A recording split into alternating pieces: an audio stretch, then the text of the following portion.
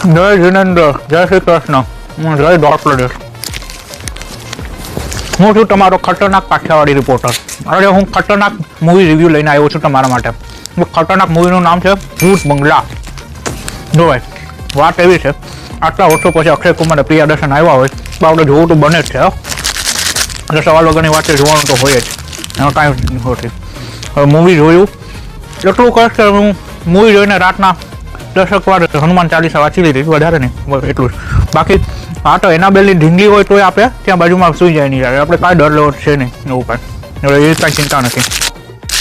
મૂવીનું વાત કરીએ તો અક્ષય કુમારને મફતનો બંગલો મળી ગયો છે કોઈ બાપ દાદા પાસેથી, અને એ બંગલામાં ગુજરાતી હોય તો શું કરે, બંગલો તોડીને ત્યાં આખી ગોકુલધામ સોસાયટી વસાવી દે, અને ત્યાં આપણે બબીતાજીને જેઠાલાલ જલસા કરે, બીજું શું થાય. પણ આપણે ગુજરાતી નથી એટલે એ ભાઈ ત્યાં પહોંચી તો ગયો, પણ એક વાત સાચી ગઈ તો ત્યાં એની બેનના લગ્નનું નક્કી કર્યું. હવે વેન્યુના ખર્ચા બચી જાય ને એટલું તો સસ્તું પડે, પણ ત્યાં એને ખબર પડી કે ત્યાં કાંઈક ભૂત બુક શ્રાપનું ને કાંઈક લાગે વળગે છે. બધા કહેવાય કે વિલેજર્સ બધા ત્યાંના એને કીધું કે આમ નહીં બધા ડરીને બેઠા છે, અને કોઈ ભૂત ત્યાં પાર્ટ ટાઈમ બિઝનેસ કરે છે છોકરીને ઉપાડવાનો. હવે એ પાર્ટ ટાઈમ બિઝનેસ તો શેના માટે શું કરે તો અક્ષય કુમારને તમે જોશો તો જ ખબર પડશે. પણ આમાં એ બધું ચાલે રાખે છે. ઓવરઓલ વાત કરીએ તો સ્ટારકાસ્ટ અક્ષય કુમાર તો વાહ, સોરી મજા આવી જાય એનું કામ જોઈને, એટલે સાચું કહું.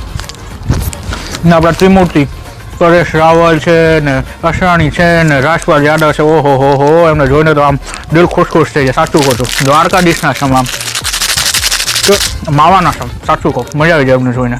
તબુ તો હવે હરેક ભૂત ફ્રેન્ચાઇઝમાં આવે જ છે એટલે એનો તો કાંઈ સવાલ નથી, પણ સૌથી ખતરનાક વામિકા, હા, એને જોઈને તો આમ દિલ ખુશ થઈ ગયું.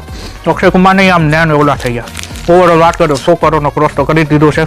બેકગ્રાઉન્ડ સ્કોર સારો છે, પણ ગીત સારા થઈ શકતા હતા. લોજિક તો મામાના ઘરે મૂકીને જવાનું, એમાં કાંઈ છે જ નહીં.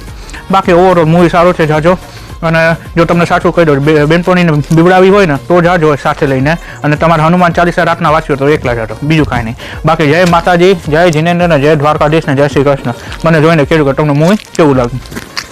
ચલો, મારો માવાનો કામ થઈ ગયો, ઓકે, જય શ્રી રામ.